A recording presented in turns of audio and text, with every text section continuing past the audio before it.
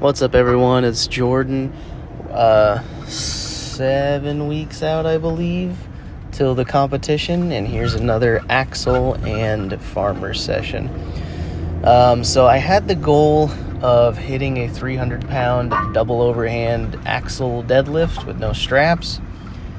And because of that, I warmed up specifically with the technique that I would use for that, which is more of like an RDL kind of pull.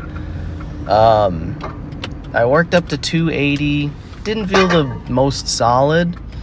And after that, I kept going up, warming up my regular deadlift and just changing from the grip sport style deadlift where you're really prioritizing the connection with the bar in your hands, and the rest of the body just kind of does what it does to get the bar up.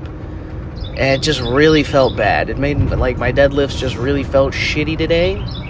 So that's the last time I'm gonna do that. I'm not gonna try to hit my double overhand 2-inch axle PR ever again during the prep of this competition, because it really takes me out of the form that I should be doing, which, like, going into this, I knew that. I knew it wasn't going to be the best idea to warm up with a different technique, but I did it anyways, and, sometimes you just gotta learn the hard way. My deadlifts, though, went pretty well, considering, like, I hit all my numbers. It just felt kind of tough. Back felt a little bit unstable. Next week, I'm probably going to go to a much lighter weight for more repetitions, and then just kind of traditional block periodization, linear periodization up until the competition. Farmers went pretty well today. Did the same, just down once and back, but when I got all the way back to the starting point, I held for what I was counting to 10 in my head, but I don't think I actually ever held it that long. But the farmers are feeling pretty good.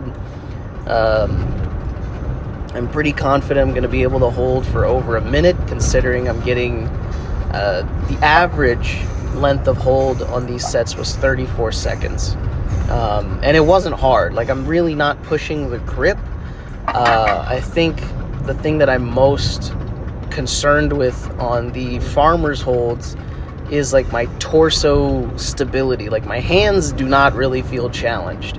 My torso, though, like, it's pretty taxing on my back, I'm not gonna lie, but I really want to take full advantage of the adaptations that I'm gonna get from doing farmers while I'm doing farmers, because typically in my training it's just squat, deadlift, and a press, and I don't do any kind of farmers or carries or anything like that.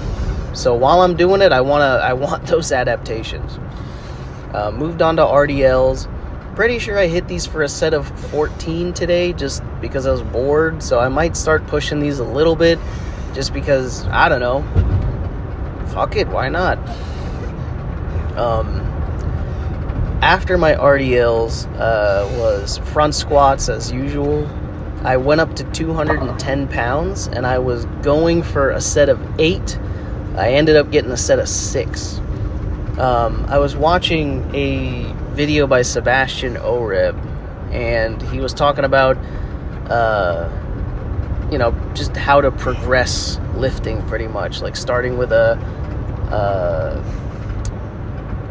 like, if you're progressing your squat, for example, you start with, like, a high bar squat with heels elevated and a pause or something, like, many deviations away from the comp standard. And then you progress up towards the comp standard, which is the most mechanically advantaged position where you're going to be able to handle the most load. And he was talking about front squats, like the upper back being the limiting factor. And, I definitely feel my upper back being challenged in a front squat. And I always thought that, like, well, the legs are what really give out. And it's like, after this session, I was like, well, not really. I don't feel like my legs were the limiting factor. It really is just like I couldn't keep my torso upright enough. And obviously I think that's because my legs are not strong enough to maintain their position. But that means that my legs are going into an easier position and they're not getting adequately challenged enough during that. Finish up with some leg curls. That's it, y'all. Thanks for watching.